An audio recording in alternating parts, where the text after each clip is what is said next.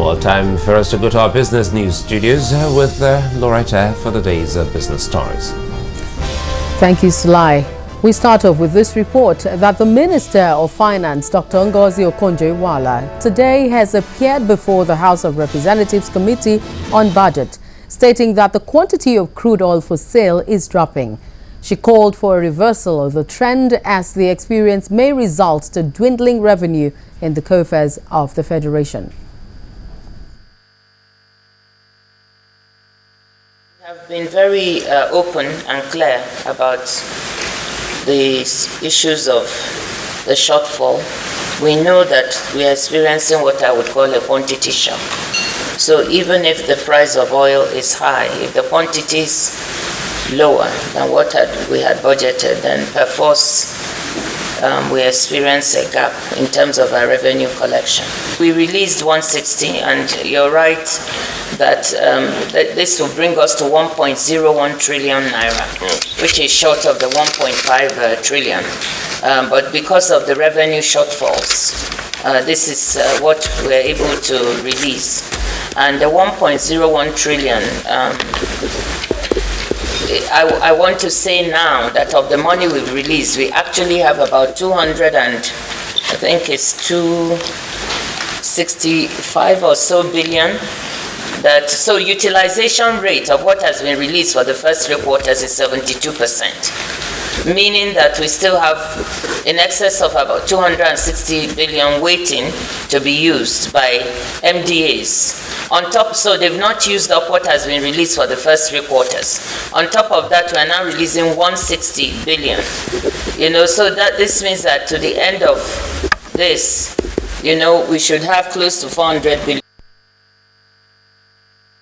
Guinness Nigeria PLC has unveiled a new stylish look in a bid to keep satisfying its teeming customers. Now, this was done at the much talked about colorful World of More concert held in Lagos. The bottle, which now comes in a more trendy form, is unchanged in content and taste. Ogechukwu Osi has more. It's a theme that dominated the airwaves. Colorful World of More concert, courtesy of Guinness Nigeria PLC. But that is just a teaser.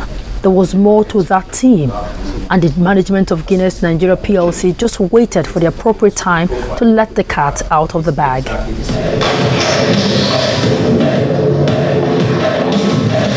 Their first step was to meet with members of the press to tell them what it's all about. In the context of today, it brings 2 things again to mind. The first is that it speaks to our ability to consistently deliver great quality brands. Okay? And the second thing is that it speaks to our ability to create great consumer experiences. We talk about great times and great experiences for our consumers. And how does that show up? It shows up in the quality of the drink, the uniqueness of the drink, the taste. It shows up in the greatness of the look and feel of the brand. We have about 35 million consumers who adore this brand, who love it, or at least who have tested it. And one thing we have to do is to continue to connect with our consumers, is to continue to have conversations with our consumers, is to continue to sort of inspire them to enjoy themselves and to enjoy the #1 brand, or #1 beer brand in Africa, #1 beer brand in Nigeria by value, and that's brand Guinness. And from now on, this is the Guinness commercial that will rock the airwaves. Discover a colorful world of more. It's time to unveil the new look of Guinness. According to them, new bottle, same taste. What we've done here today marks a new beginning for the brand. The next day, the concert gathered top Nigerian entertainers at the Eko Hotel and Suites, where they performed to the admiration of all. Once again, they unveiled the new look, this time in front of their teeming consumers. In all, it turned out to be a new beginning for a brand that is made of more. They, however, advised their consumers to drink responsibly. Ogechukwu Osi reporting for Channels Television News.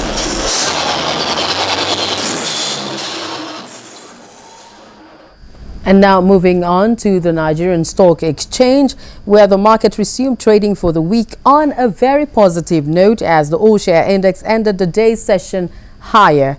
The key benchmark index rose by 0.45% to close at 37,937.61 points. Bisi Coker tells us more.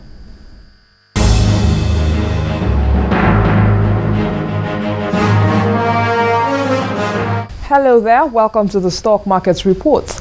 The key indicators ended Monday's session in the green as the all-share index rose by 0.45% to 37,937.61 points.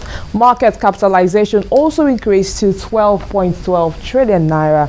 Monday's top price appreciators include food giant Nestle, Fort Oil, and MRS. Guinness was the day's heaviest loser as investors chopped off 6 naira 3 kobo from the equity. Others that got the cold shoulder include Okomo Oil and Flour Mills of Nigeria PLC. Now, for the first trading day of the week, Transnational Corporation of Nigeria was the most actively traded stock, churning out 43.81 million units. It's followed by Zenith Bank and Guaranty Trust Bank. When the closing bell rang, 254.64 million shares had been exchanged in 4,593 deals for 3.40 billion naira. And that's a wrap on the stock market reports. I am Bisi Coker.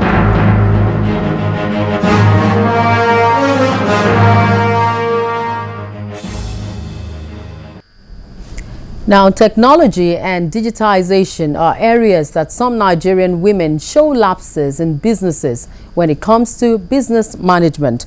To this end, Women in Business and Public Service, WIMBS, they move their 12th annual conference around this theme.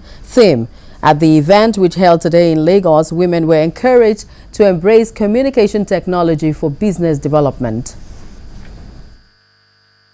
The 12th edition of Women in Management, Business and Public Service WIMBS conference has begun with a focus on ICT opportunities for women.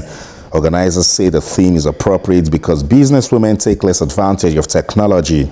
It has been a very busy and extremely productive year for WIMBS. We have relished every opportunity that has come our way to enlighten, encourage, and empower women in Nigeria. 12 years may not be a lot, but WIMBS is only at the beginning of its journey, becoming the catalyst that elevates the status and influence of women and the contribution to nation building.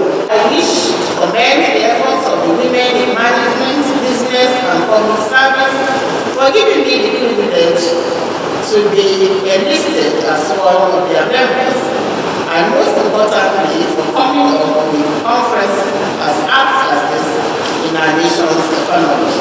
Under the sponsorship of the Communications Technology Ministry, a mobile tech initiative for women was launched at the event. Every country in the world is trying to create this digital economy, this new economy that is growing so fast and creating so much opportunity. And so we have to also, as a country, the Ministry of Comtech was set up by President Jonathan to create this new digital economy for Nigerians to tap into. So that's why it's important, not only for women, but also for Nigerians. Now, women in particular we're addressing today because we feel that unlike other economies of the past, agrarian economy, industrial economy, women are not institutionally excluded because information and data is available to anybody as long as you're connected. The WIMBS Executive Council also honored 6 female achievers for societal development.